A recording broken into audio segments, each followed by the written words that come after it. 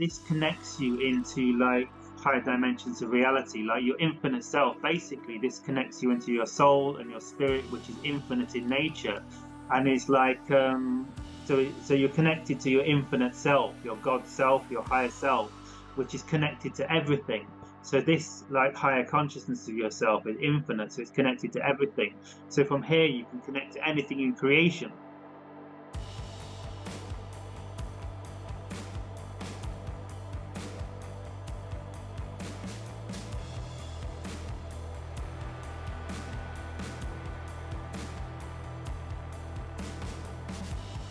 Welcome back to Awakened Minds podcast. Today's guest is Jonathan, who is an ET contactee, channeler, and spiritual coach. And today we are going to be having a conversation around how he got into channeling, how he began his ET contact, and much more. So guys, I welcome you, Jonathan.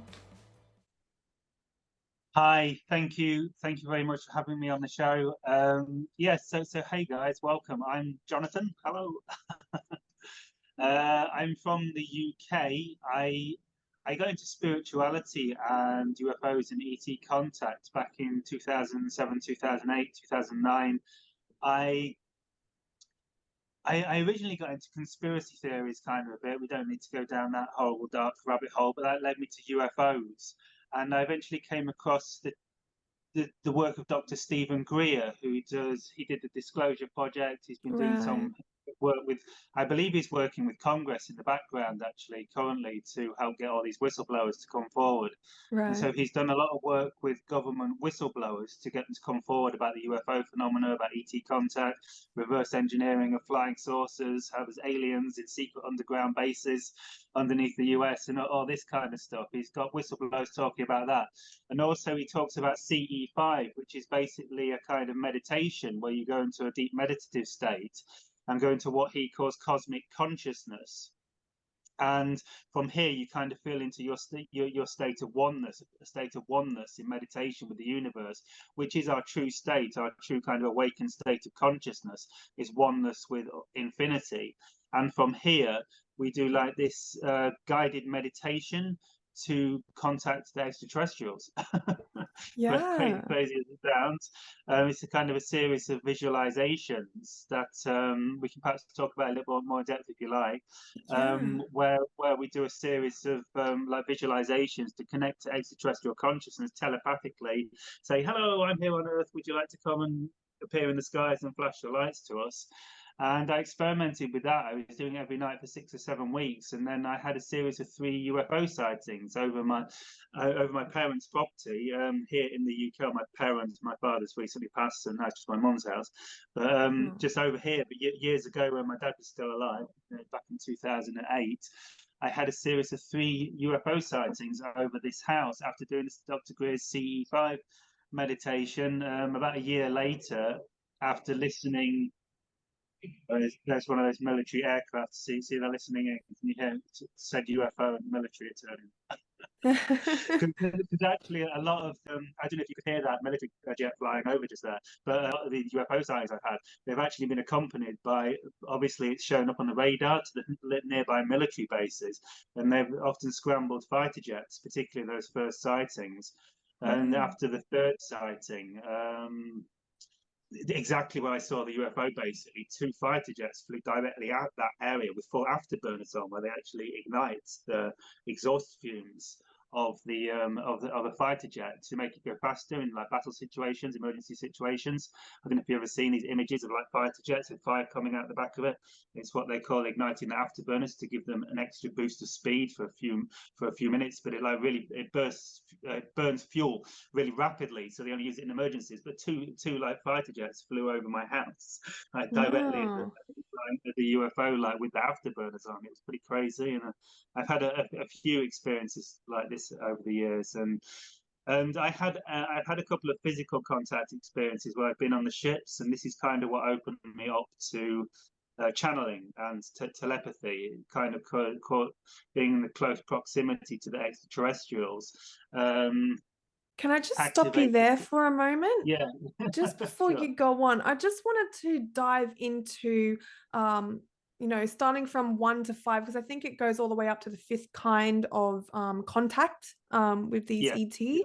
Can you just sort of go through the different types of communication so that we can kind of get an idea as to how it happened for you? Because did you get abducted before you started channeling? Is that what you were just going into? Yeah. So Is that what you would say? so You I, got abducted or no? yeah, I mean that's a good question. I mean, kind of yes, but the thing is, I was trying to make contact. So Mm, does it class as an abduction if you're trying to have a right, contact experience? But the thing is, when it actually happened, I wasn't expecting it, and right. it's very strange. It's happened to me twice basically, and I remember more of the experience in 2018, more recently. And Mm, basically, I'm in the forest 1 minute, and then the next thing I know, I'm in a different part of the forest, and the lights all changed, and there's all these military jets all swarming around everywhere. And so I've got this wow. kind of missing time. I don't know if you've ever heard the term missing time in Yes. ufology. It's a common term, and I had this thing where like it wasn't that I actually misclocked it, because traditionally, people are like they were driving the car down the highway, and then the next thing you know, they pulled up on the side of the road, and 4 hours has disappeared. For Right. they like 3 a.m. and they're like, what is 10 p.m. a minute ago? What's going on? And this is where the term missing time came from, and this was the traditional alien abduction thing. But in Mm, my experience, I was trying to make contact with not with actually the greys that do the abductions, but a hybrid species of the greys and the humans from the abductions. This all gets so complicated, it's crazy.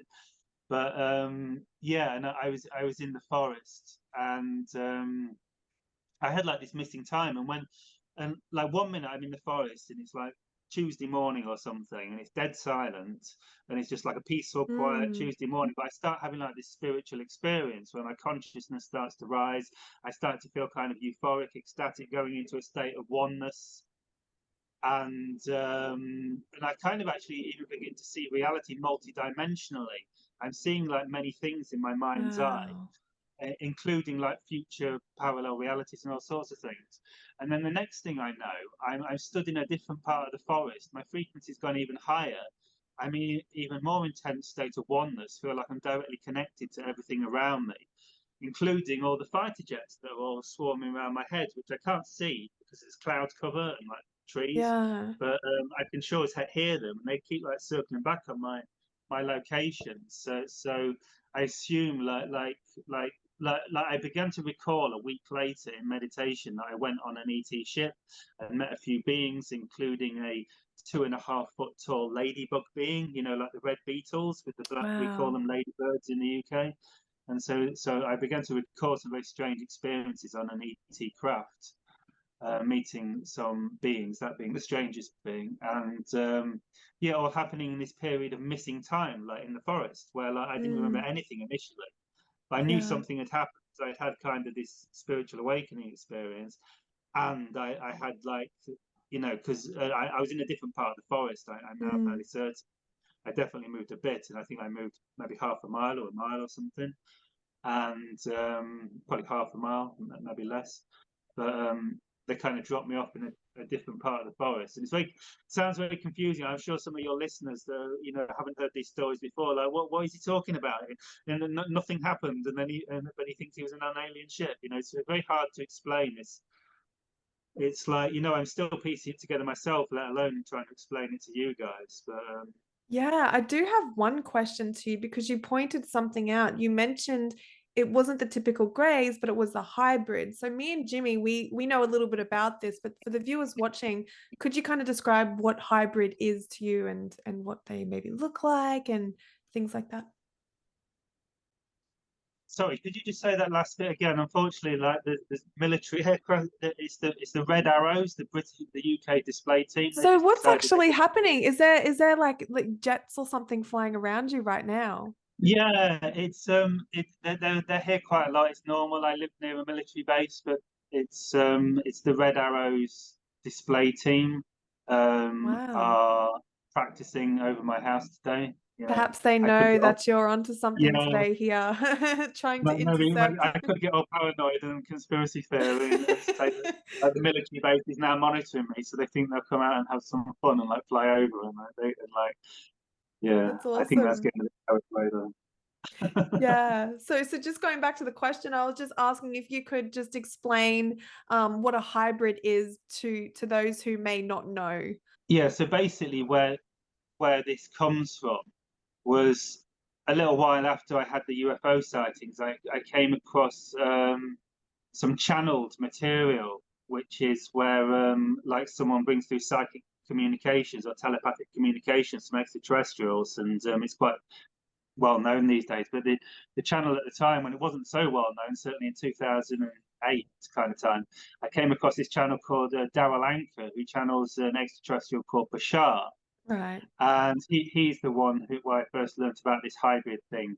And basically, so the idea of alien abductions is the alien abductions are very real, and the ones doing the abductions are what we might call the Greys, or sometimes known as the Zeta Reticuli, and they have this big head and the big black eyes, you know, and the no ears and a small mouth and the little spindly body, you know, the big head and the big black eyes. Classic, like cartoon alien grey. And this is the Zeta Greys or the Greys. And from what I understand, they are actually humans from a parallel reality version of Earth who But who not actually this kind of reality current though. no, It's a different no, reality.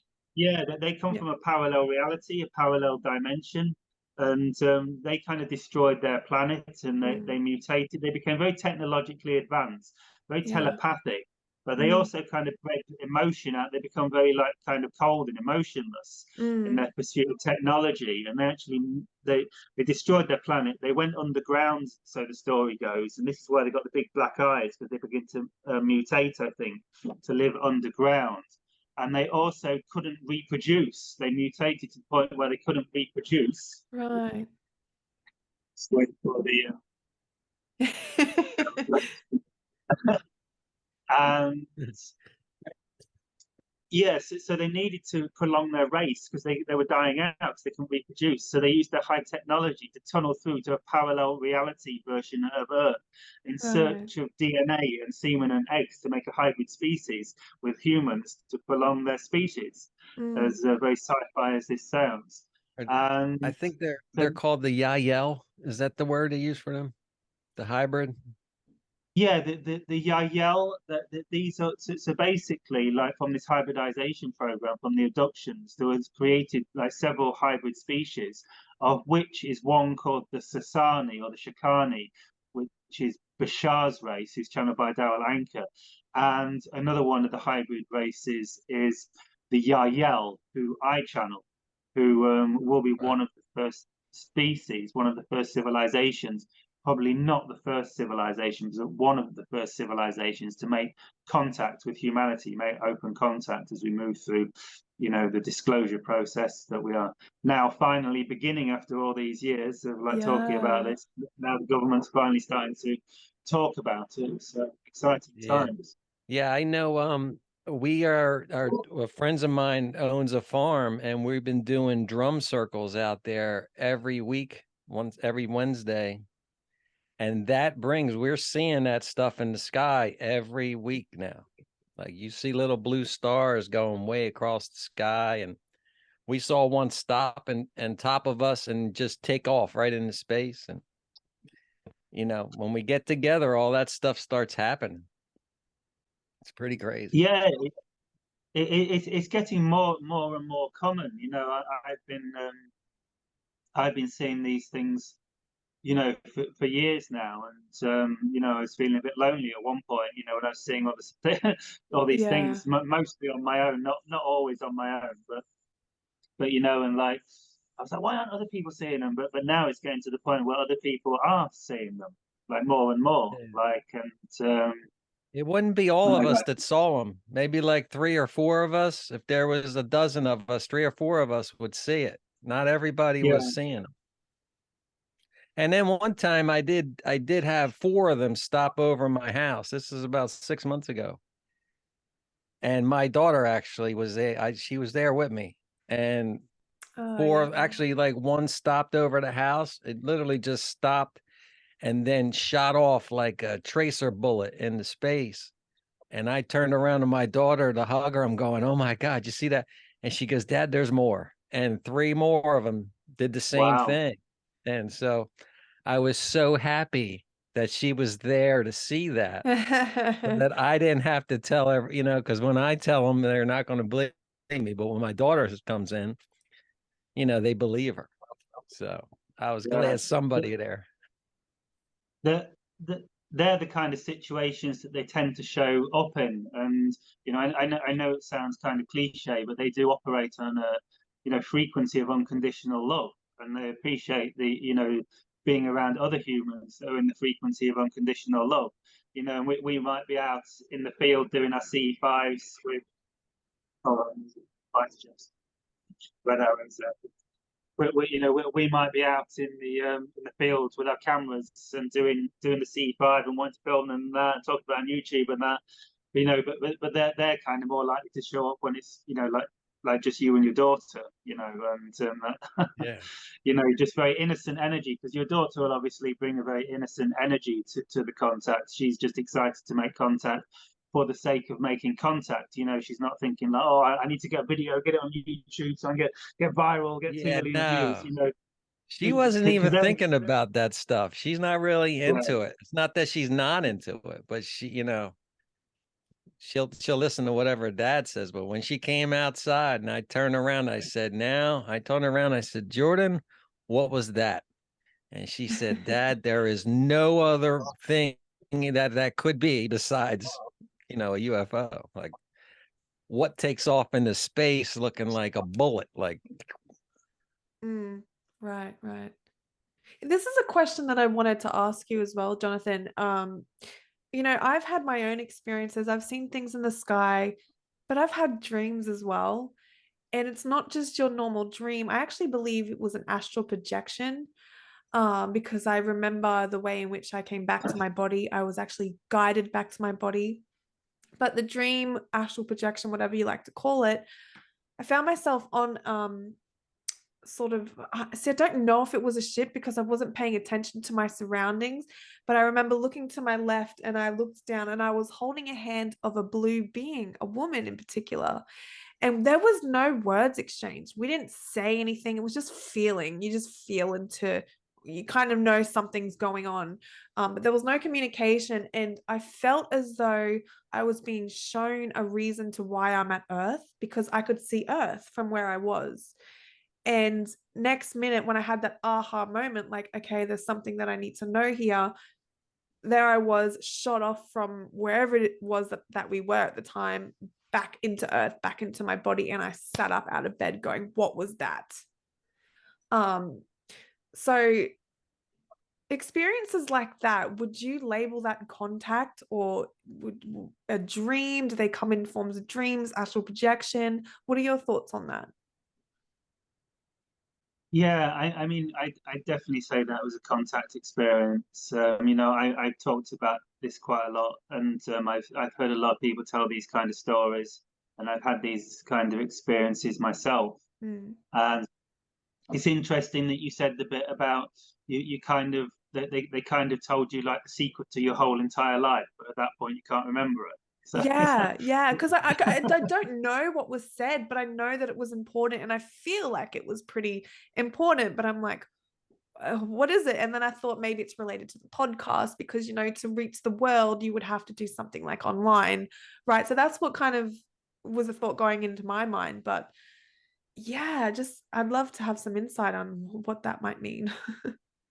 yeah, I've heard a lot of people say this. Also in like near death experiences, because there's definitely some parallels between like these contact experiences and near death Right. experiences, because Yeah. it's like we kind of go into a higher dimension of reality, then come back, and Yeah. with like partial memories or no memories sometimes. And I've heard a few people in kind of both these kind of experiences, you know, say how,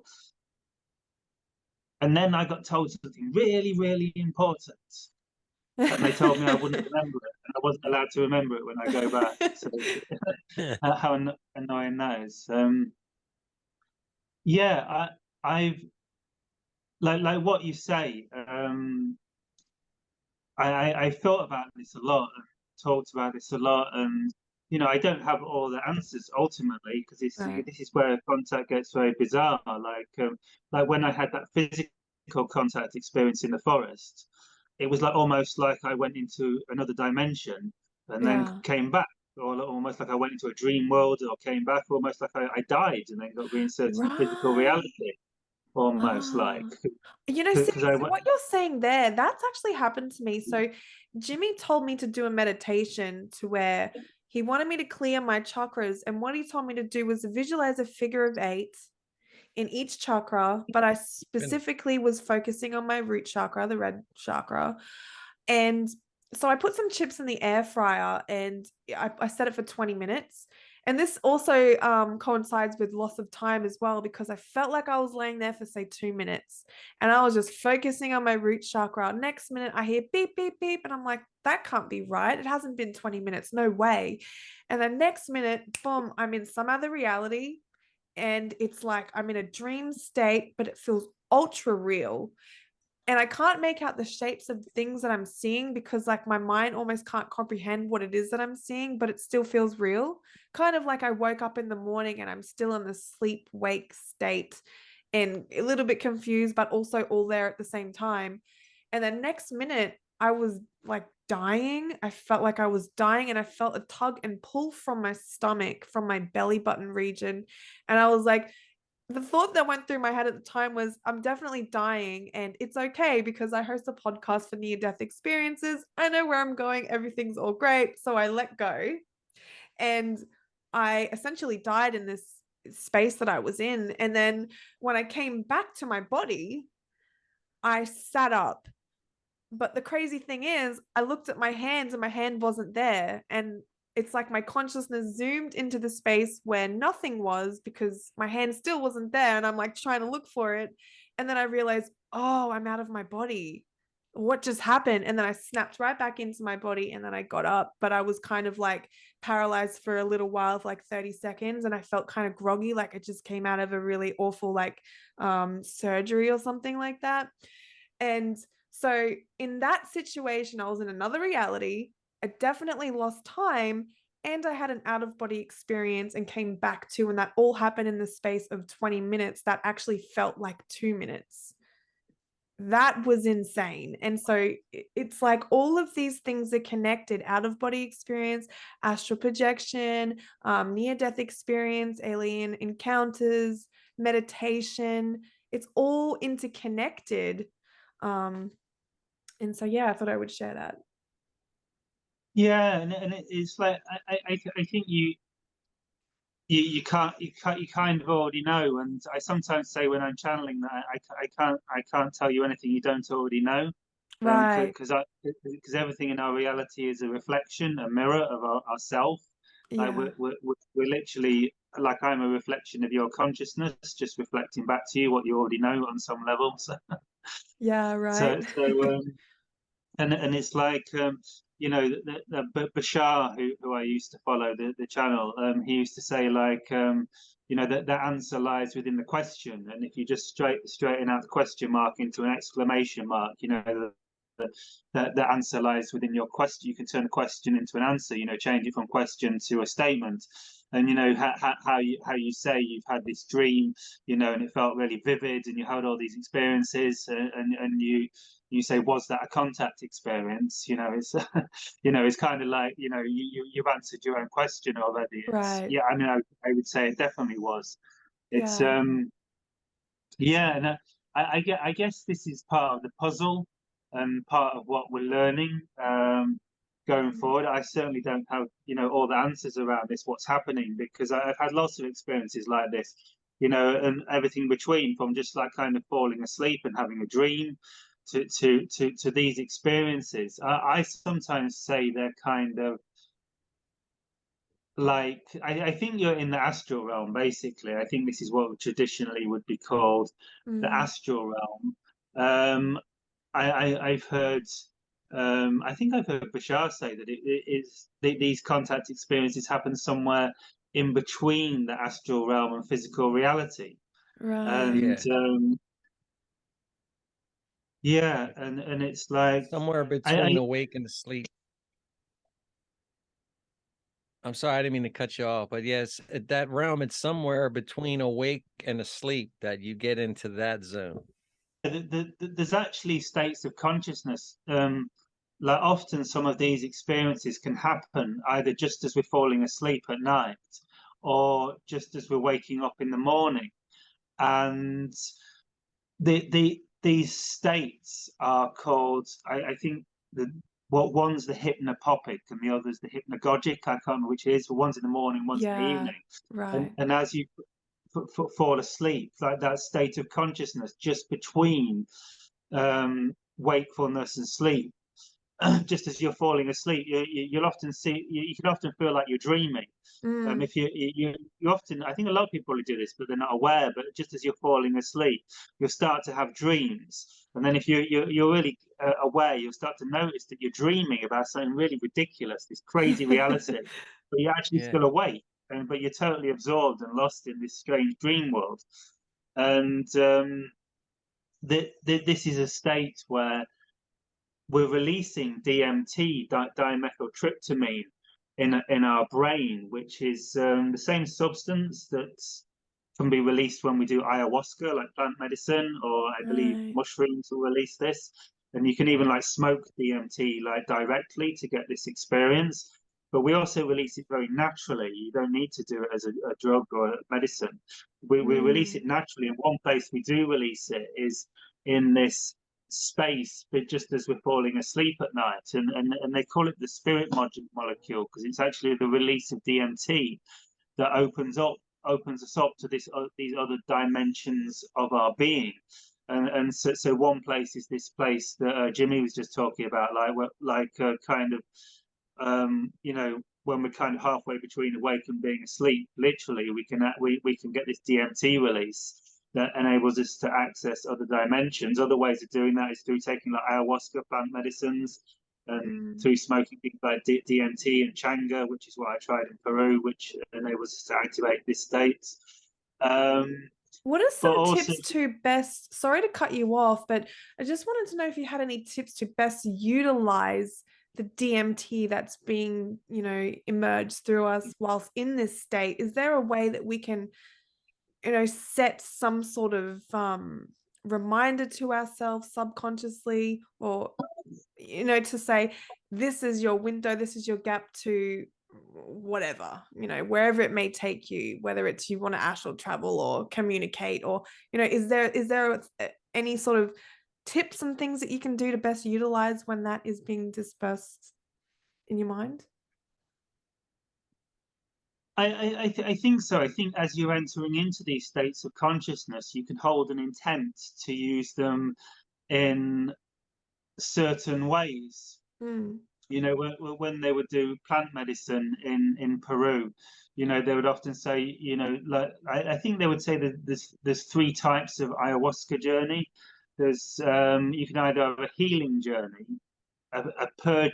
It's something like a healing journey, a purging journey, which might be the same, a visionary journey, or like a euphoric journey. These kind of Mm. things, you can kind of have a euphoric God experience, a visionary experience, whether you see lots of things, or more of like a purging experience where you throw up and all your darkest demons come to the, and it's horrible, but you feel a lot better in the days Yeah. afterwards. And and you can also set the intent, before you could do the medicine. You can say, I would like to have like a visionary experience, or I would like to have a God experience. I would like to have a healing experience or a purging experience. And we don't need to do like actually medicine, take substances to induce this. But like I've been saying, we can access these states through meditation, through practicing astral travel in these states, like I'm saying, as we're falling asleep at night. And it's a lot to do with activating deeper brainwave states, which Mm. you can look into, such as that, like the alpha.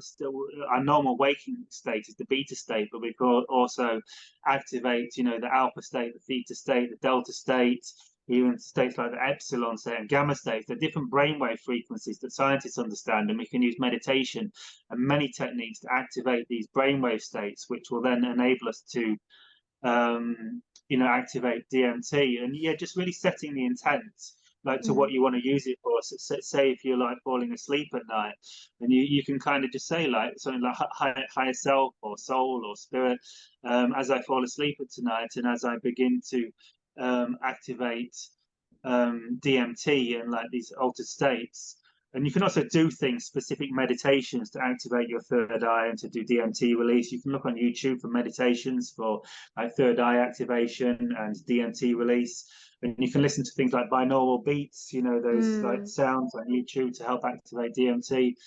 And just set the intent. Say I'm you know, set the intent to like do some kind of meditation to release the DMT and activate the third eye, and hold the intent, you know, like higher self, I would like some healing around this relationship with my partner, you know, and just holding that intent and just like saying a little prayer or saying it, and just holding the intent, or for just as a random example, healing around the relationship, specific relationship, because it's of course a very common issue for many people.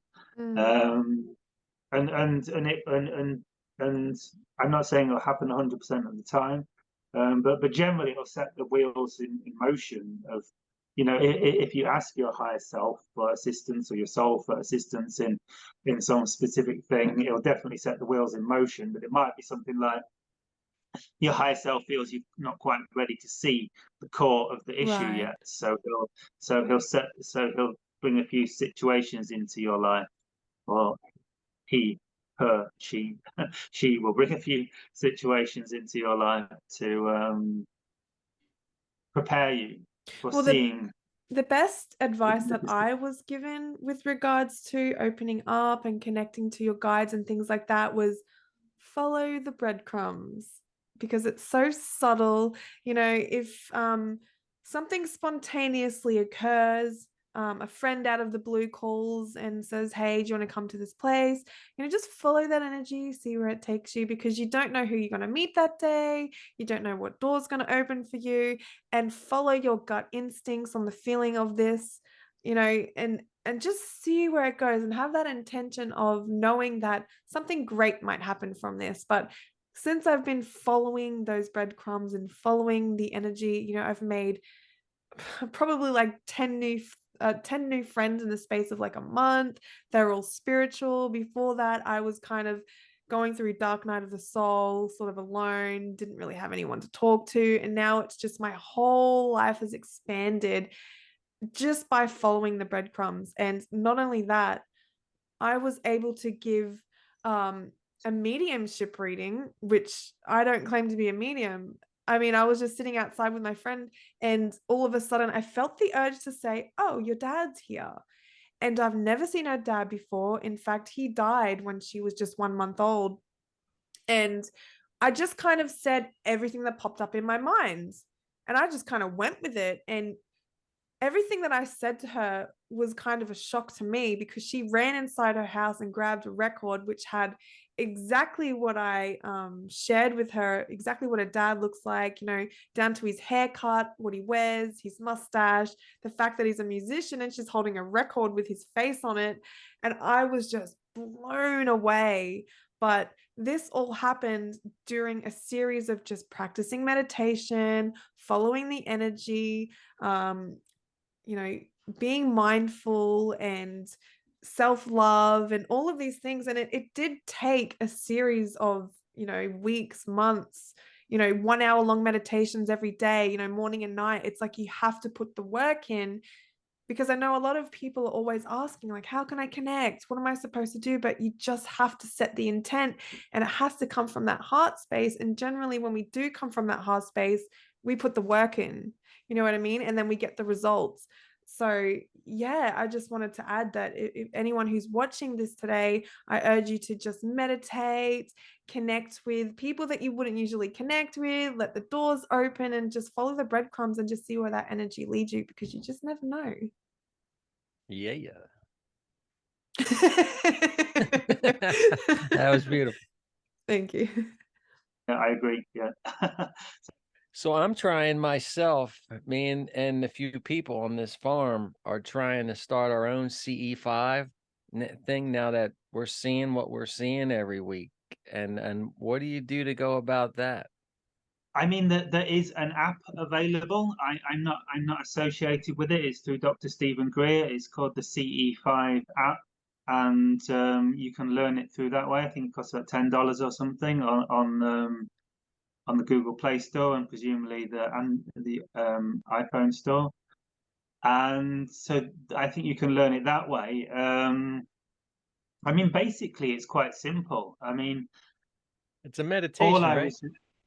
Yeah, all I was really doing was I did it every night for about 7 or 8 weeks or something, and like Natalie was saying, you know, she you know, if you put in the persistence, I think the reason it worked so profoundly for me was because I was doing it every day for like 7 or 8 weeks, you know, and I think putting in the work and the persistence, like persistently focusing on it, definitely, you know, kind of got the attention of the ETs to look at it one way.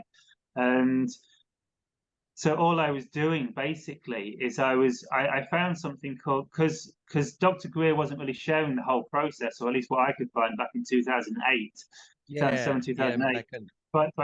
So I kind of put it together myself, just from listening to some of his talks and picking up what I could here and there. And what I did was I would initially do a standing meditation because I was very new to meditation. I found standing meditation would work for me. It was the first time I'd ever meditated, and I found something called a third eye meditation, which is basically I would just meditate, just sit and just quiet my mind. But basically by meditating, I mean just when thoughts come up, just let them go. Don't try and stop thinking. That's almost impossible. If we do have a silent mind, it tends to happen by itself. But if you can just, when thoughts come up, just don't pay any attention to them. If you can do that, that's the secret. To the best of your ability, just sit down and just let thoughts come and just let thoughts go. Like, don't get hooked by them. When the thought comes up and says, "Hey, you forgot to send this email or whatever," you just ignore it and just keep ignoring the thoughts for an hour. And then begin to focus on your third eye, which is either the area between your brow here or the area right in the center of your brain. Yeah. Kind of right in the center of the brain. There's a gland called the pineal gland, which is what actually, as I understand it, releases the DMT.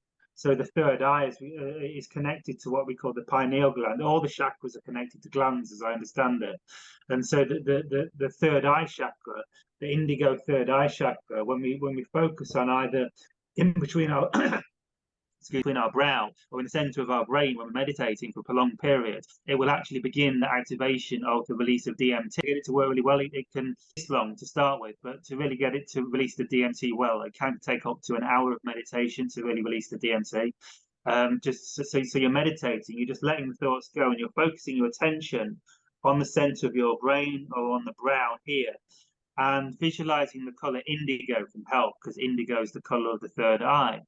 And you can also visualize the idea of the pineal gland, this gland in the center of your brain releasing DMT. You can like visualize that chemicals flooding out of the center of your brain. Visualize DMT flooding out the center of your brain. I can feel it even activate just talking about it now, and so I can feel it releasing it with me. And from here, like, this connects you into like higher dimensions of reality, like your infinite self. Basically, this connects you into your soul and your spirit, which is infinite in nature, and is like so you're connected to your infinite self, your God self, your higher self, which is connected to everything. So this like higher consciousness of yourself is infinite, so it's connected to everything. So from here you can connect to anything in creation. And perhaps I'll give a fun example of this. Yeah. See if I can do it just quickly, because it's. Thank you. And is this what you call the state of oneness? Yes, we could definitely, yes, yeah.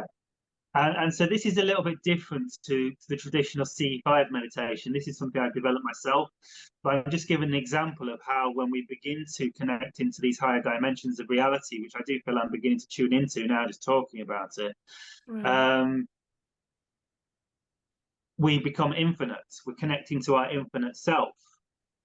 And of course, we still have our physical body. You know, I'm not suggesting you do a Neo in the Matrix, jump off a building saying that I'm it doesn't quite work like that. But like we are connecting into an infinite aspect of ourselves that is infinite and immortal. But just don't forget you still got a physical body. and so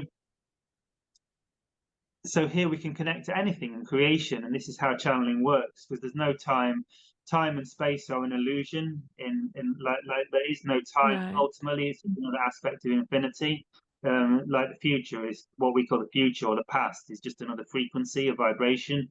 With infinity, like infinity is just different frequencies. Everything in creation is like frequency or vibration.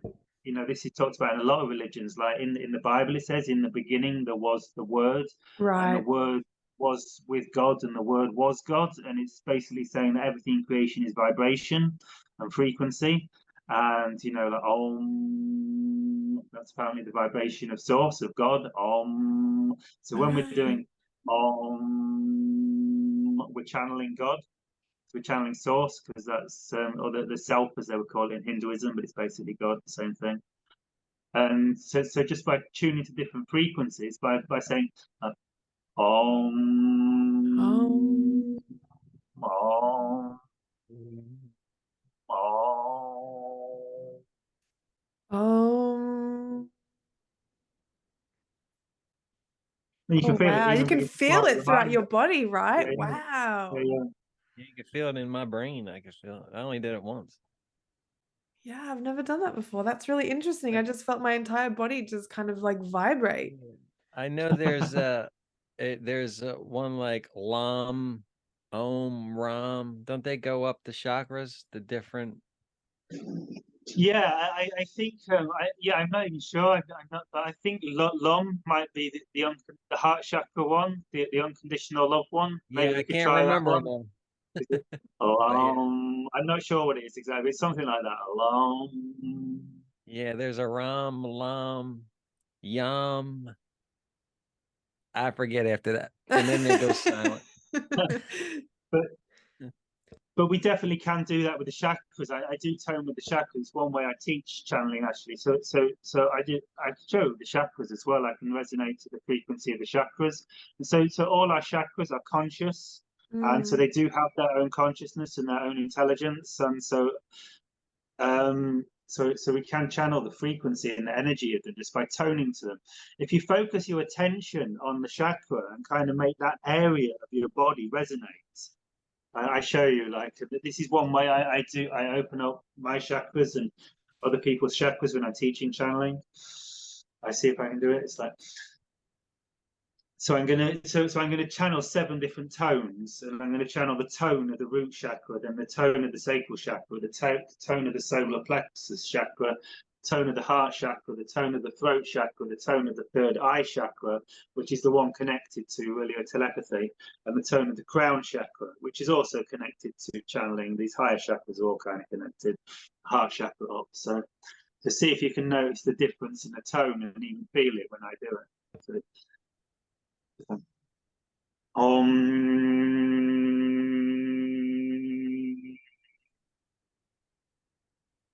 Root, red, root chakra.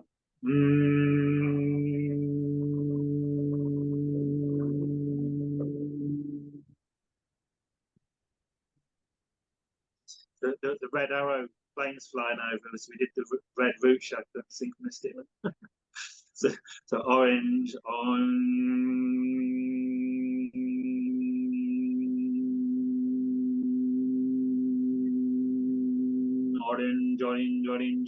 sacral chakra.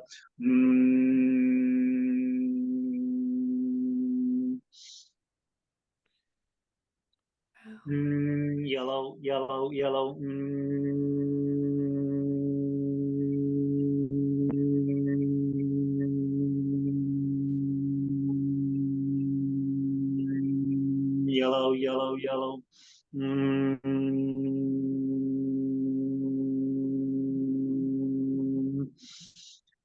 Green, hot.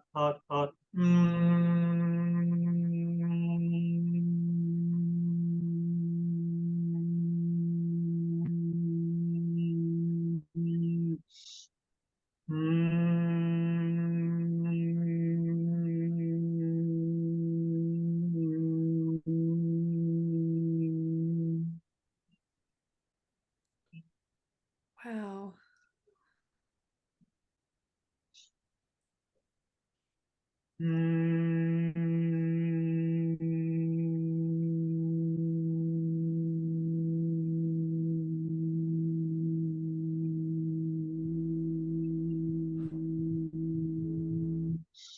Green.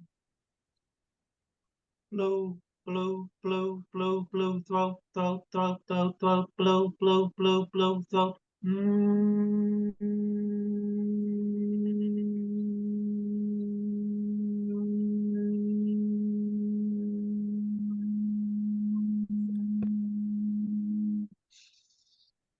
Indigo, indigo, indigo, indigo, indigo.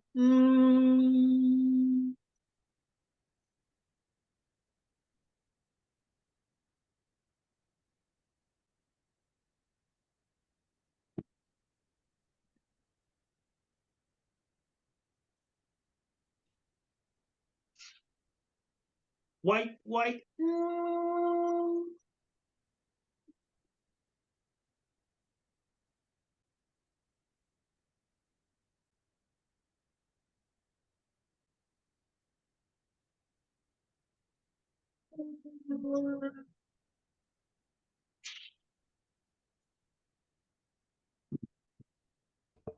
That was amazing. I could actually feel like energies. Not so much in the top half, it was more so the bottom half. I could really feel those ones. Like the red and the orange, slightly the yellow. When you did the throat chakra, I started coughing. And when you did the head, like the crown chakra, I'm glad you were really gentle with it because I just felt like really, really strong in the head already. So yeah, that was incredible. Yeah, anytime I think about like any of that, you can feel a vibration. Like when I told her to do the infinity symbol going in through heaven, bringing heaven's light down and into earth through your chakras.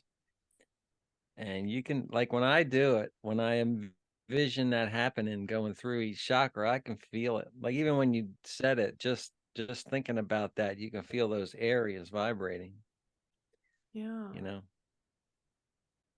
Yeah, well, we all have these chakras, you know, and we all have the ability to open them to varying degrees. I think most of us, particularly on this path, have had these kind of experiences. Our chakras are kind of open. I feel I do, open, actually. I was just yeah. thinking right now, I feel like really light. Like, do you feel anything, Jimmy? Oh yeah, I feel great. I well, no, I feel yeah, I feel fantastic. Yeah, it's because it's opened up all our chakras, and so that kind of laughing, giggly, high happiness feeling is from the higher chakras, and but also as we open up our higher chakras, it makes us more aware of like imbalances and things we need to heal in our lower chakras. And Yes, I felt that. I was like, oh, I feel like I need to work on this area or this area. So that was interesting. That's what was I, going on in my mind at the time. I mean, it's opening up the chakras, and it can like kind of move what's sometimes called Kundalini energy through the chakras, Mm. and you do have to be kind of careful with it, but particularly if you've got like health issues or you know, or traumas or like emotional traumas or something, you know, it's because it can like I say like kind of unlock those and bring them to the surface. Yes. Um, Oh, I'm glad you brought that up actually, because on this podcast, right, we do talk to psychics, mediums, intuitives, healers, clairvoyants, and every time we get someone on the podcast, we go through some type of healing, right? Because the psychic or the medium that we're talking to will actually tell us, what they can see, what they can feel, what's going on. Things will start to come up. And me and Jimmy were like, man, we didn't want to talk to psychics for quite some time because every single time we would talk to one, it would be like, what, Jimmy, 1 week, 2 weeks of feeling like absolute utter shit, because we felt like everything just kind of came up to the surface. And Go right to depression. yeah, there was one time where I had to scream in a pillow. I'm not even kidding, because I had to get this like this energy. Like I intuitively knew, I'm getting goosebumps right now just talking about it. But I had to scream and get rage out of my system, because it was something that sort of came up to the surface from like a childhood trauma. And it would take sometimes days, and I would be crying, I would be up and down, and it would be every time we would speak to psychics. But after it, it's like we're in the clear. And then it's like I started to develop the, the medium sort of things, or my clairvoyancy started popping, and I would start getting more downloads because I was becoming more light. And so yeah, that's something that I just didn't really intend on going through with this podcast, meeting mediums and things like that. So something to look out for, definitely. Yeah. Do you have any Yeah, suggestions to avoid that?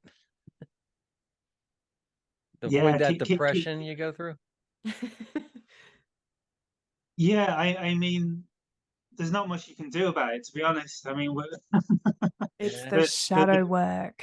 yeah, yeah. Something we have to go through, like you said, do the shadow work. Yeah. You know, what one thing I've heard is to you could call it like the roller coaster that keeps going upwards. This is what Bashar calls Yeah. it, and so Yeah, you're that's always what going higher Bashar frequency. says, right? Yeah, yeah. Yeah.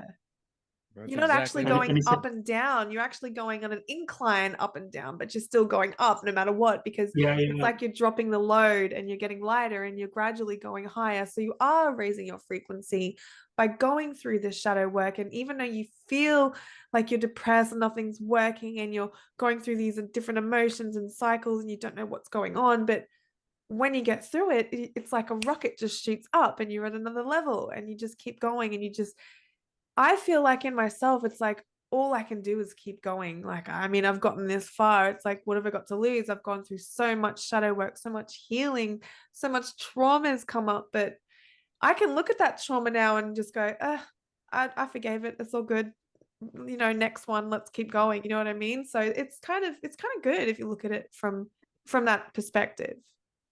So you think that releasing that allows other energy to come in is why you are able to channel better now, because you let go of some negativity, you've made space for something positive to move in. yeah, definitely. Because the negative beliefs and all this shadow work, it creates blocks in our lower chakras, and so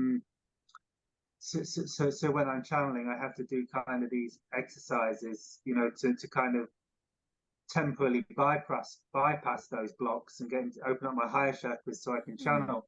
But the more you heal your shadow, you get to the point where you don't really have any blocks in your lower chakras, so you can just move the energy into the higher chakras very easily, and it's very natural. Right. And I guess it becomes more normal. We become more naturally, our higher self more of the time. I think in a healthy state of consciousness, all our chakras are kind of Yeah. open and balanced all the time. Yeah, kind So of like you're embodying your higher self, or like you're like you say, oneness, consciousness, right? You're at that level of consciousness where you can just tap into that higher self at any given moment, and it's like, oh, I am her or him, and I'm embodying that version of me in every aspect of my life from now on. yeah, yeah. So let me ask you, what got you into channeling? Was it the curiosity? Was it the UFOs, the contacts? What got you into channeling in the first place?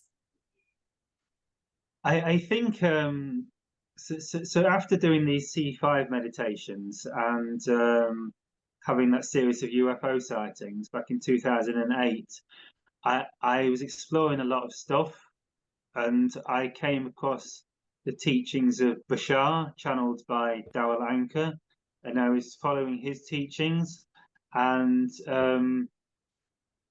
quite early on, he was teaching about following your highest excitement. And I was kind of thinking, like, what's the most exciting thing I could do? And I was thinking it'd be super cool to chat, because he was talking about the Yahyel as being connected to the beings that he was, they're kind of like a sister race to Bashar's race, the Yahyel. And he talked about them being the first ones to make contact of the hybrid species, not necessarily of all ETs. And I just thought, wow, wouldn't it be really exciting to channel the Yahyel? That'd be amazing.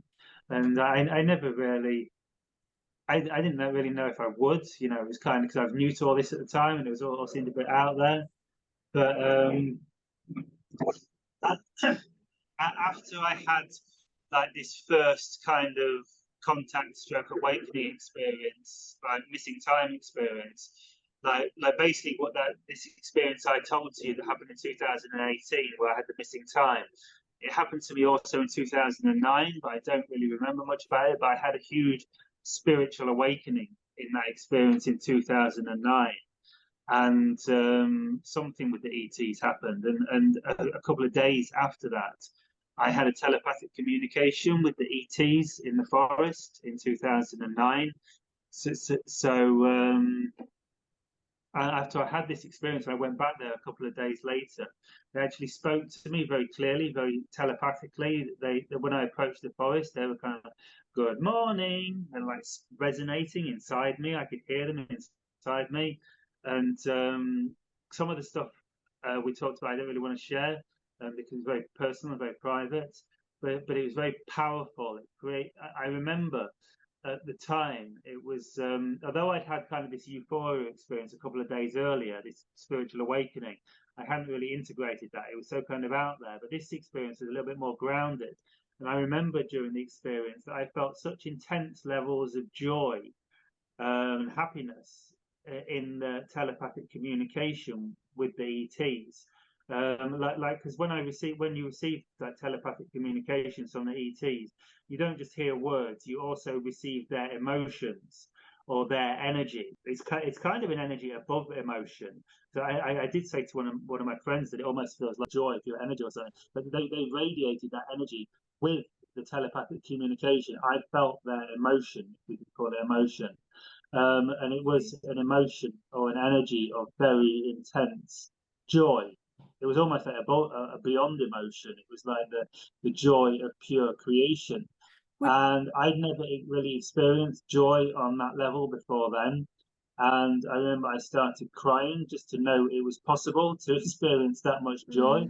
So I've been listening to like these spiritual teachings and that about following excitement, and experiencing the bliss of like, enlightenment or whatever. But until you actually experience it for yourself, you don't really know it's real. It sounds very, very nice, but until you experience it yourself, which I did in that telepathic communication.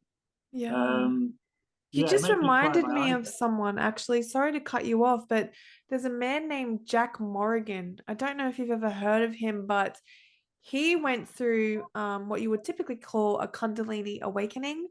And in that experience, he felt bliss and joy, but he also said it was orgasmic. And it just felt so blissful to him. And since that experience, he's able to channel also, but he channels like dragon energies and deities and, elementals and earth and goddesses and things like that.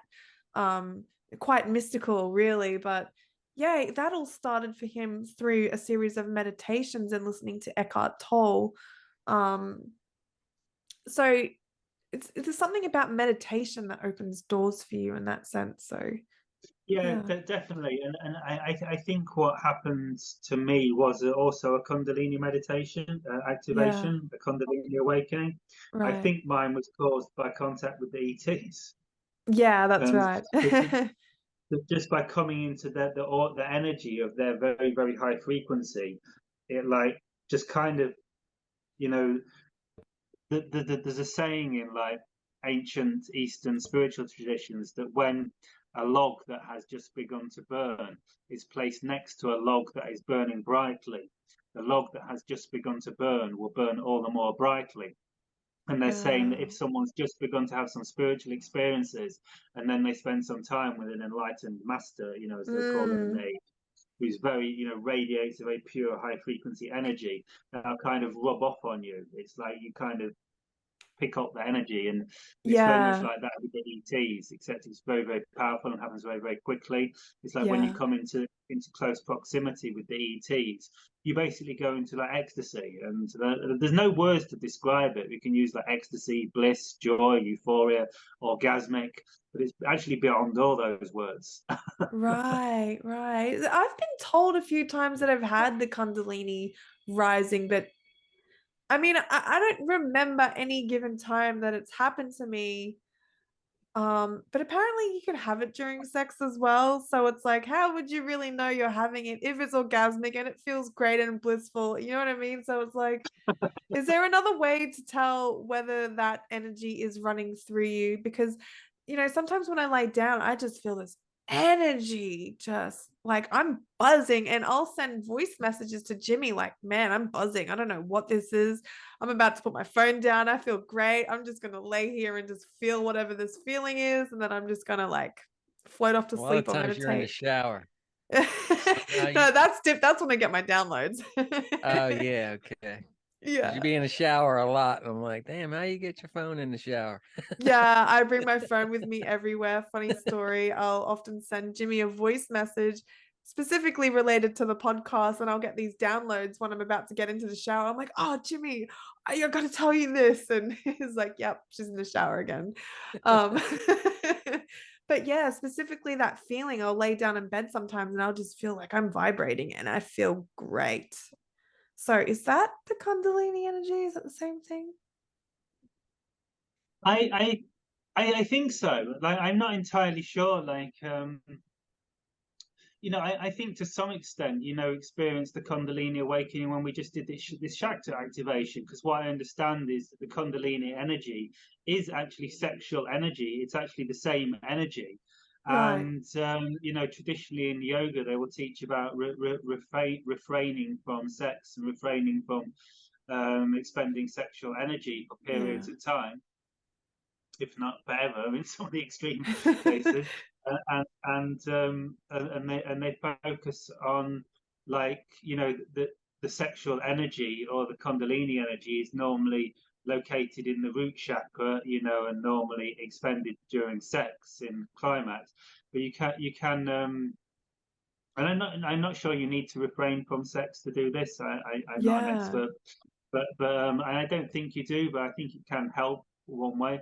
But it's like the energy, like traditionally, is shown as like a cobra, and it's like in Hinduism they symbolize as a coiled up cobra, and the cobra is coiled up in your root chakra, and as Mm, it begins to awaken, it begins to move up the spine, and eventually I think pops out your head up like here, like the pharaohs of ancient Egypt. That cobra symbol, I right. believe, was symbolized that they had awakened Kundalini. And because traditionally the pharaohs would be like Kundalini awakened, and so it's the energy moving through the chakras, awakening the chakras. And so when we did that meditation to activate the chakras just a few moments ago, I believe you probably experienced your Kundalini awakening to some degrees, to some degree. But at the same time, like, Kundalini awakening can be kind of like dangerous and like not something to mess with, and it can be a very, very powerful and unpredictable energy, and some people will have Like a psychotic violent. break, I think, right? Yeah, kind of. Yes, Mm, often people have psychotic breaks, and they'll have a breakdown and they'll just end up in a mental hospital because they've got no context of what it is. And it can cause that kind of psychotic breaks. Like I say, as you open up your higher chakras, if you have trauma in your lower chakras, it will just all kind of spill out into your conscious minds, and that's when people kind of have psychotic breaks. Um, does it go but away over a period of time when they do go through these breaks? I don't know. No, I think some people, some people have to go through mental therapy. Some people, people have severe mental health problems. I think some people never recover, from it, Mm. unfortunately. Uh, Right. um, I mean, there's one guy that comes to mind. There's a guy called Cornelius Christopher, who's from the UK here. He does healing. He's got like a healing Zoom class. He gets like crazy amounts of people, like almost 1,000 people signed into his healing sessions. So he must be very powerful. And he suffered from like chronic depression all his life or something, and then one day had a violent Kundalini awakening, and he said he was in like unbearable agony for like a few hours. It was just like crippling pain, as his Kundalini opened up all his chakras.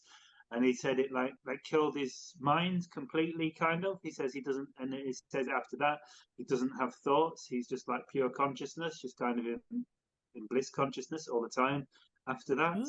And so that's kind of the extreme kind of Kundalini. And is that a it can bad be very thing? violent. People can have spasms and be like, yeah, I've seen that. Yeah, they look like they're having like a exorcism or something like that, right? It's pretty full on. I've had kind of those experiences. You might see them. You have to see them at spiritual events, like people start have these Kundalini activations. Yeah, and like Dr. Joe Dispenza. And all of a sudden they go, in the front of the stage, and everyone's like, "What is going on here?" Yeah, Dr. Joe Dispenza would talk about that all the time. I don't know if you've heard about him, but he does these meditation retreats. There was actually one video I seen on YouTube where Dr. Joe Dispenza was saying that, he's held many retreats at this point, and one time there were these massive, like 14 feet tall blue beings that showed up in the room during a meditation session amongst the people that were there, and he just knew like, oh, I guess they support what he's doing and they're there for help and healing and things like that. And I was amazed when I saw that, because I'm like, this is Joe Dispenza. Like, he doesn't talk about blue beings, but there you go. So even with scientists and things like that, they're showing up. So yeah. I don't think Joe Dispenza is so much scientist. I follow Joe Dispenza quite a lot, and he's very old, but he comes from like a doctor science background. So he used to be he's getting less cautious all the time. I've never heard him speak about contact with aliens. Yeah, I'll have to find the video and I'll link it in the description below. So if anyone does want to watch it, and you yourself, I'll link it on the video. So yeah, it was pretty interesting when I found that out. Interesting to hear what his mainstream medical colleagues would make of that. Yeah. So if you don't mind, I would love to ask, would you be willing to do a channeling session for us so that we can get an idea as to who it is that you communicate with? Yes. Yeah. And also I'll ask beforehand, is there any specific questions that you would like us to ask, or do you do channel messages for the collective, or is it the type of channeling where you need to ask a question to prompt an answer? Yeah, if you just ask questions, you just ask whatever you wish to ask. Right. And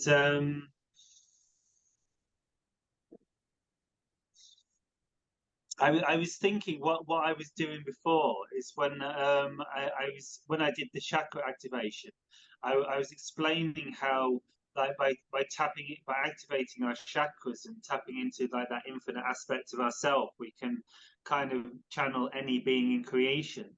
So I was going to give an example of tuning into several different beings. Yeah. And how it's possible just to actually tune into different consciousnesses just by actually kind of saying their name or saying something that identifies us with their consciousness. And like pleiadians or yeah, Arcturians. exactly. And so I'll just see if I can show it as an example. And so what I'll do is I kind of say like good morning or good day, Pleiadians, good day, Arcturans, and you should see hopefully or sense how it brings to the different energies of the different civilizations. Right. And maybe one of them we can just sort of see who it's synchronized with, and you can ask them a few questions. Yeah. When one of the civilizations comes through. Awesome. So should I think of a civilization and see what comes through? Can we do that? we can try. Yeah, if you have one, if you have a specific one, do you have one that you'd like to connect with? Well, I was told by, I don't know if you've heard of her, but her name's Tara and she channels Saint Germain. Okay. And we had her on our channel and she specifically said that if I was to channel, it would be through the Pleiadians. So I'd love to I connect to knew you them. you had already mentioned it, hadn't you? But Yeah. yeah, I'll just see if I can demonstrate what. And also, really quickly, I just wanted to ask the question: do you use protection, or do you ground, or like? No. See, that's the second one, Jimmy. I told you that you're the second Did he say person. no? No, yeah. Oh, right So, on. so this actually comes from Bashar originally. Bashar teaches that, because he was kind of my initial teacher. He teaches that the best protection that you can have is the belief that you don't need protection, because our beliefs Yeah. create There our you reality. go, Jimmy. I've always said that, haven't I? I've always Yeah. said that, and I've always believed that within myself. Anyways, that's awesome. Yeah, because I got a friend And, right now. She's been giving me, like, right now as we speak. I got this thing. Me too. I got this thing on my. Yeah, it's called some kind of evil eye or some shit, and then I got this packet of salt in my pocket, and I'm starting to think is like if I start believing in this shit, I'm gonna have to carry this around all the time. like And like, if I believe that none of this can hurt me, then it doesn't. So, Right, like, right. I don't and, know. and and also the thing is with using when you understand reality from kind of a law of attraction point of view, the idea that our beliefs create our reality is all Right. it, and if you think about it, if you believe you need protection, like protection from what?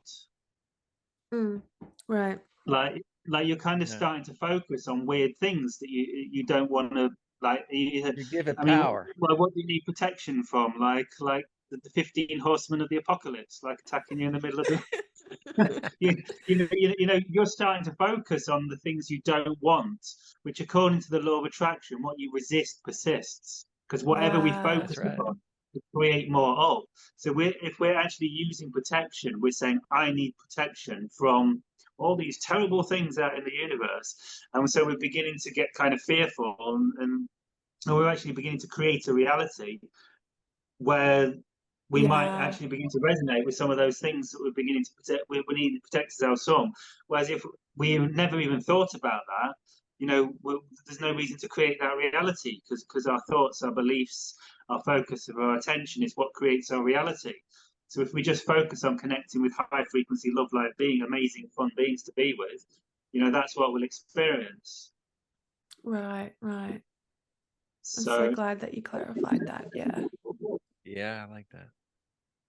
yeah, and I have seen people that have, because I do know people that work with protection, and then I see them like a few months later, like in the course, and I've been using this protection, it's not working, things are coming in, and they're like saying, It's "What are you like, using this protection?" They were like saying like. I'm putting a wall. I'm visualizing a wall around me in a glass pyramid, and they're like, okay, like visualize two walls and two glass pyramids, three glass pyramids, four glass pyramids, and 15 Big old moat angels and and a nine drawbridge. and it looked like you're just creating this crazy reality, where you're having to visualize four brick walls and 10 pyramids, and they have 5 packs of salts and 15 divides, and so you kind of create it. So if that makes sense, so that's what You create your own prison.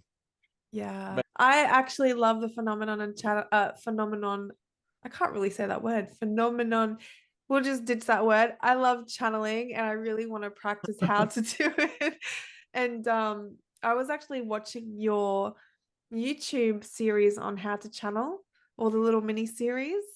I was doing this just yesterday actually, and at one point it's like I was breathing in really deeply, through to my belly button, and suddenly I had the thought process going, we are breath. Breath is everything. Breath is, it flows through life and all things and all living things. And I was like, is breath part of whatever's being channeled? Because when you're breathing it in, you're breathing in life force, therefore you're channeling this life force. I don't know, it's just this sort of mind process that I was going through when I was breathing in really deeply. It was pretty cool.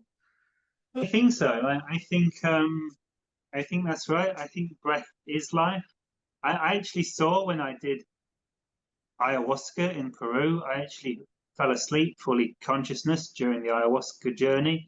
And I went through a complete sleep cycle, fully conscious. And I realized every time we breathe out, when we're asleep, we essentially die.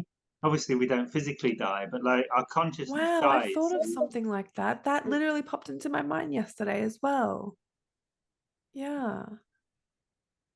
And what I felt, it's funny that you brought that up because now it's like jolting my memory of what was going on in my mind. And I don't know if I was channeling, but I wasn't verbalizing it. But what was going through my mind is um, breath is everything.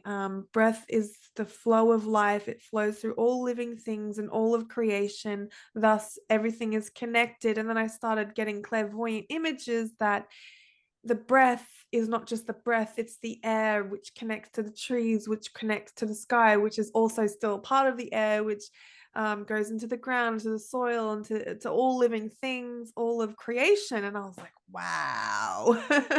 And it's like I just expanded. And then I remember having the thought that but when the breath leaves the body, we're essentially dead because it's not in us. It's no longer a part of us. So you have to, when you breathe it in, it's like you're alive. It's the Yeah. flow. Yeah, it's the flow. If you hold on to your breath, you die as well. Right? Yeah, because it's not flowing. Right. Either It's way, if you give it stagnant. away or you hold on to it, you're trying to hold on or give something away, you can't live. Mm. It's the act of flow. Yeah, there you go. Got some nice channel messages coming through here. I actually don't know. I just like to assume I can channel because it's pretty cool. You need to trust yourself and trust the information and trust the wisdom that comes through. Don't doubt it. Yeah. Yeah. Now, last week I did my first QHHT session I've ever tried, and so I haven't listened to the video. We've taped it, and I only remember about a half hour of this, but apparently it went on for 2 hours, and then Archangel Michael came through, and so a lot of things were like it's hard to tell which is your personality and which is theirs, like because I started off doing a past life, going through past lives before he showed up. And you could tell our personalities are different. We don't talk the same, but it was like some of the things he was saying were things that I already knew. I just didn't know, like they were there somewhere and he just clarified them. And then there was parts of it like it's almost like it's half you or maybe like 60% them and Or would you 30%, call that 70%. conscious channeling? Because there's trance channeling where essentially you don't I know don't what's know. being said. And then there's conscious channeling. So maybe you think it's you, but when you're speaking, it's not you. So therefore, you're analyzing what's being said. You know what I mean? Is that kind of what that is in a nutshell? I don't know. That's my question for Jonathan was like, how much of you are there? How much of your personality is in that channeling when you do it? Well, that's a good question, and I think as little as possible is the answer, but I think it's always going to come through to some degree. When I enter the channeling state, what I essentially do is merge frequencies with the consciousness that I wish to channel, and when you merge frequencies with the channel's frequency, with a being's frequency or a collective frequency, you become that frequency, and from that being as all information in creation is frequency and vibration, you then have access to all the wisdom that is of the frequency of the being you're connecting with, something like that. So it's like merging energy with, for example, Tahini of the Yael that I sometimes channel. When I channel him, I match his frequency through the channeling process, it's kind of like I raise my frequency, he lowers his frequency, and in the middle we lock frequencies. And from that space, I seem to have access to his wisdom. When someone asks me a question, when I'm in that vibrational state, I seem to intuitively know things kind of from Tahinio's perspective. So that answers your question. Is it similar to when I'm talking to my friend, you know, we'll just have a conversation and I know what to say. And without having a thought, without thinking up what I'm going to say, it just flows out. And I'm like, did I just say that? It's exactly that. It's kind of like when you're in those kind of good conversations, you're channeling your higher self, like you say, when you're with your friend and you're having like a really good conversation, you know, your conversation's getting really excited, you're almost talking over each other, you know, you're talking about something that excites you both, and you don't even know where the words are hardly coming from. It's just you're kind of getting all these insights and downloads and ideas mid-conversation. Right. And it's kind of that is kind of the channeling state, and you're kind of channeling your higher self when you're in that state, opposed to like a conversation that you don't really want to be having, and it's kind of really low frequency, and it's not kind of in that, you know, and it's kind of like, you know, okay, you know, that's really boring, and makes you feel a little lethargic and like depletes your energy, and that's kind of the opposite, more in your mind. Yeah, awesome. Thank you for sharing that. Okay, shall we try a little bit of channeling? Yeah, let's do that. I agree.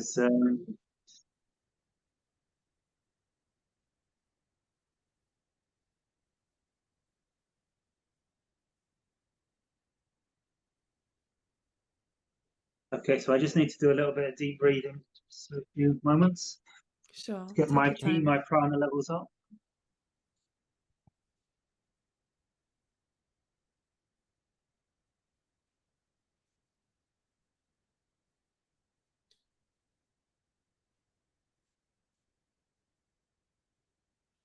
And I'll just demonstrate this method I was talking about, how I can tune into, you know, a few different civilizations by basically just saying their name. And then at the end, I'll tune into the Pleiadians after I've demonstrated a few. And perhaps you can ask a few questions to the Pleiadians. Yeah, that'd be awesome. I'm happy with whoever chooses to come through. I was just curious.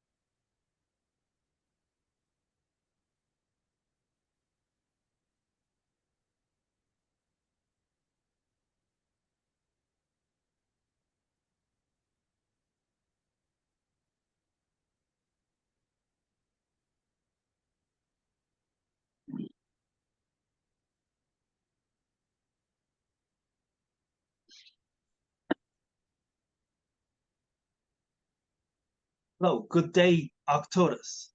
Hello, we are Arcturus. Hello, Earth. Good day, Sirius. Sirius here. Hello, Earth. We are Sirius. Good day, Lyra. Hello, Earth. We are the Lydans. Good day, Andromeda. Andromeda speaking. Good day, Shakani. Shakani here. Hello, Earth. Good day, Yael. Hello, we are the Yael. Good day, Orion. Orion speaking. Good day, Archangel Michael. Hello, Earth. Michael here. Good day, Archangel Raphael. Hello, Raphael here. Good day, Archangel Gabriel. Hello, Gabriel here. Good day, Anunnaki. Hello, we are the Anunnaki. Good day, Blue Avians. Hello, we are the Blue Avians. Hello, Earth. Hello, Earth. Hello, Earth. Hello, we are the Blue Avians. Hello, welcome. Hello, hello, hello, hello, hello. Good day, Pleiadians. Hello, we are the Pleiadians. Hello, Earth. Hello, Natalie. Hello, Jimi. We are the Pleiadian Collective. We are a collective that resonates according to the Pleiadian vibration, the Pleiadian aspect. We are a constellation in your sky known as the Seven Sisters, the Pleiadian star cluster. We symbolize a very specific energy, a very ancient energy that has been in your realm for numerous years. We have been watching over you. We have been overseeing your world. We have been kind of like the gatekeepers, the wayseers. We have been watching over your evolution. For you are us, and we are you in many ways, on many levels. We seeded you. It was our genetic material that was impregnated into your civilization many hundreds of thousands of years ago in your reality. Therefore, we are somewhat your forefathers. We are somewhat your mothers, your brothers, and your sisters. We are somewhat your guides. We are connected to you on many levels, in many ways, in many forms, on soul levels, galactic levels, planetary levels, and hereditary levels. And therefore, it is likely to be us that enters into the space of introducing you to your galactic cousins as we move forward with galactic contact in the months and weeks ahead. And so, Natalie, Jimi, do you have any questions for us? Oh, yeah. Go ahead, Natalie. So first of all, Pleiadians, I want to thank you for being here with us today. It's an absolute honor to be able to connect with you. I wanted to ask what is the deeper meaning of the Seven Sisters? Because I have heard it brought to my attention that there is something magical about the Seven Sisters and maybe even symbolism with the number 7. Could you give me an idea as to what that might mean? There is a symbol in your realm often known as the elfin star. And so the 7-pointed star being the elfin star. Yeah. And how the Seven Sisters were connected to 7 angels, as you may have called them in the past, 7 beacons of light that have incarnated in your realm as representations of each of the 7 stars that we are. And so many of these beings incarnated into what you may know as your Nordic areas. So sometimes the blonde extraterrestrials are known as the Nordic races. And so these are connected to the Pleiades. The Nordic entities are connected to the Pleiadian system. And so, as such, the elfin star, the 7-pointed elfin star, and the 7 sisters, the 7 angels, the 7 beacons of light that incarnated in your realm in the distant past were connected to genetic material in your Nordic areas. Does this help and make sense? Are you referring to the DNA that's within us? Yes. And particularly those of you that have blonde hair. Right, okay. Oh. And So if I also, had blonde hair as a child, does that still count? Yes, of course. Okay. okay, interesting. So I There are also, no coincidences. Uh-huh. right. So the women in my family line all have blonde hair and blue eyes, and I've also Oh, what noticed. a coincidence. Well, for me, I mean, I've got the brown hair and the brown eyes, but I do bleach my hair. Um, but what I was going to say is that the color blue also, I'm told, resonates with Pleiadians, with yourselves, but also dolphins in particular. And the women in my family line love dolphins, the color blue. And I was wondering if there is some sort of connection with me and the Pleiadians, if that makes sense. Yes. Thank you. I wanted to ask you, because I love to ask channelers this question, and in particular, Pleiadians, I would love to know your take on manifestation and how to make it work best for us. By keeping your vibrational attention one-pointed, single-pointed focus. So the law of attraction is simply the idea of creating within your experiences experience that are reflective of a vibrational state. Yes? Does this make sense? Yes. Yes. So the secret is to maintain a single pointed focus on the vibrational state that is most representative of what it is you wish to manifest in your reality. If you are able to maintain single pointed focus within a vibrational state that is most representative of that which you wish to manifest in your realm, it can only manifest in your realm. Oh, okay. So what you're saying is repetition? Is that constantly keeping your eye on the prize, so to speak, always focusing on that which you want to manifest in your reality, always thinking about it in the present moment all the time?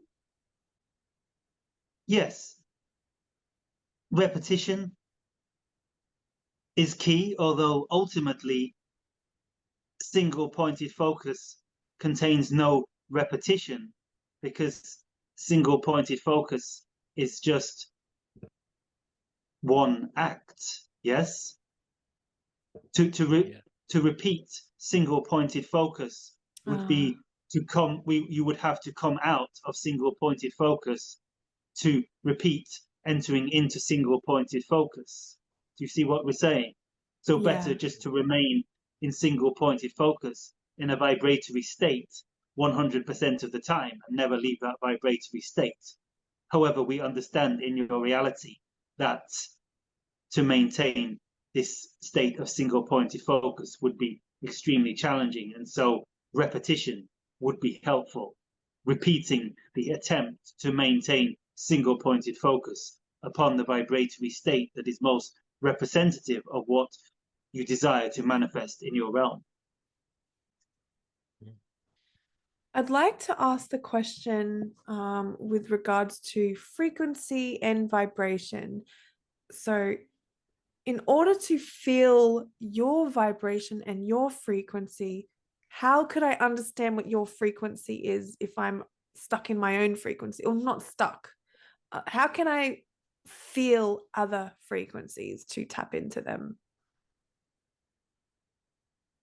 Well, you can't, you can only ever feel your own frequency. The Okay. idea is tuning your frequency to match the frequency you wish you prefer to experience. Okay. At present, do you feel you can feel our frequency? Sometimes I do because it's really interesting the way you came through in the beginning.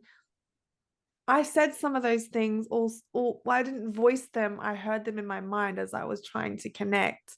Um, so I think it's more so, That's um, because you are that's because you are matching our frequency and therefore having the same thoughts simultaneously.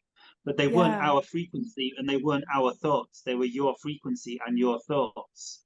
You are matching our frequency, enabling you to choose to have the same frequency and thus the same thoughts simultaneously. This is Oh. how telepathy occurs. Oh, so that's why I still feel like it's me, but I know it's not me because it is still me, but I'm matching your frequency. Oh, it makes sense now. Yes, it's your frequency and your thoughts, but you are matching our frequency and our thoughts. So there's no takeover. There's no feeling. No, Right, right. It's we are basically tuning into a radio station, right?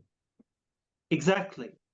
And the idea is that everything in creation is vibration. So essentially, when you tune your vibration to our vibration, we are essentially becoming a third consciousness. We are creating a third vibration. As you tune your vibration to our vibration, we merge in the middle and create a third vibration, a mixture of your vibration and our vibration, creating a third vibration, which is, in a sense, a new consciousness, a new pleiado human, if you may call it that. Mm. Interesting. I would also like to ask, I feel as though I have a connection to Michael and Gabriel as well because I seem to think about them quite often. Is that them trying to connect to me, or is it me that does the connecting? Like, do they ever make the connection to you? Well, it's all you, because there is only you in creation. Ultimately, there is no separation. There is only oneness in creation. There is only one consciousness in creation, and that is us. That is us. That is our infinite self. So ultimately, I am you and you are us.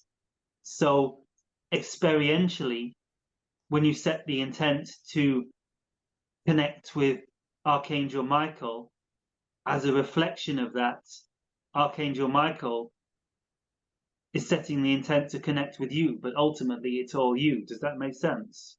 Yeah, it Mm. does. Thank So you. yes, when you set the intent to connect with Archangel Michael begins to set the intent to connect with you.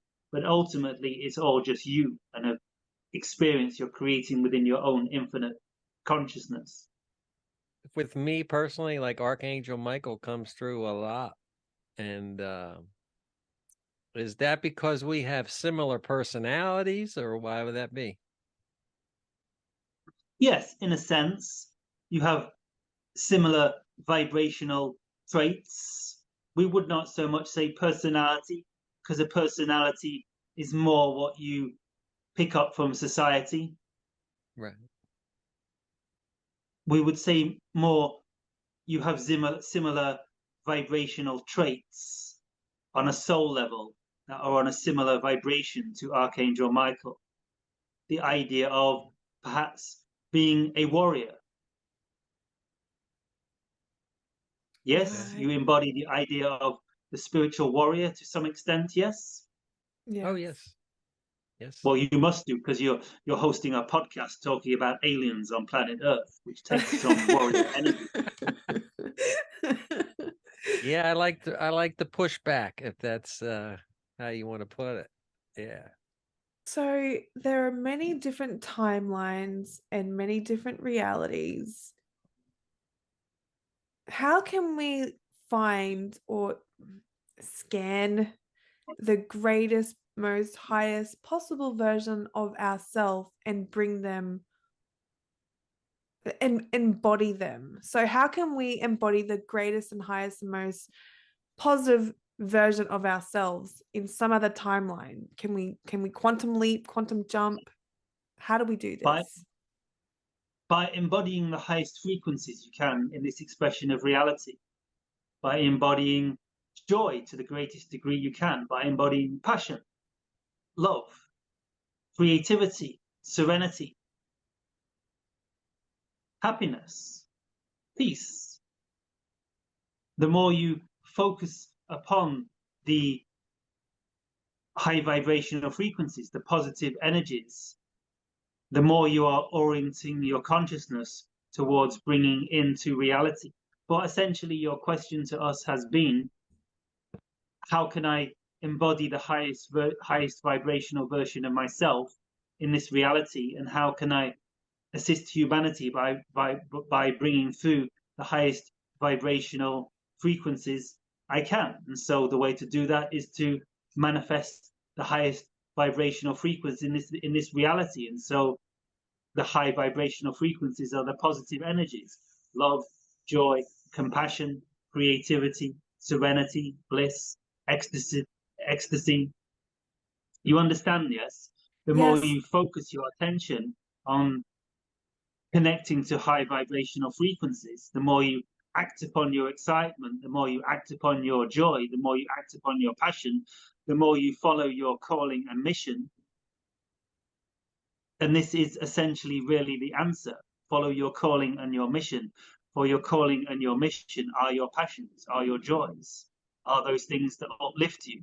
So focus on being you. For who you are is the higher vibrations. And what about if we're having, situations, daily life, outside circumstances that may affect us in our, working on their higher vibrations, our joy, our peace, our happiness, and our bliss?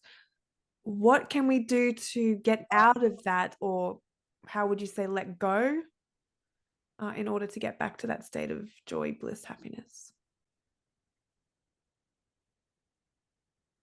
First, understanding that if you are experiencing a frequency you do not prefer, it is not serving you.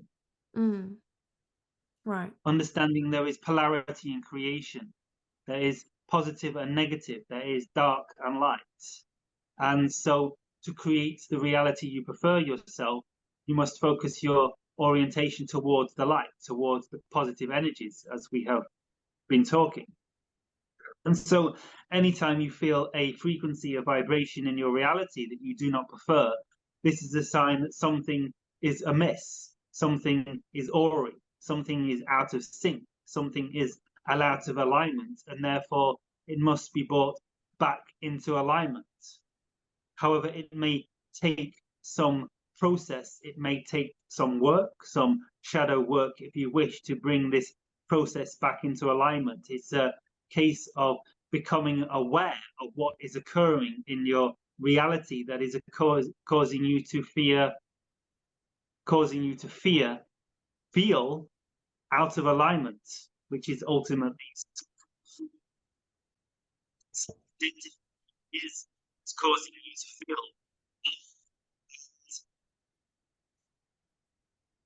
you need to undertake the task of what you need to change in yourself, in your makeup, in your reality, to correct those vibrations. Does this make sense?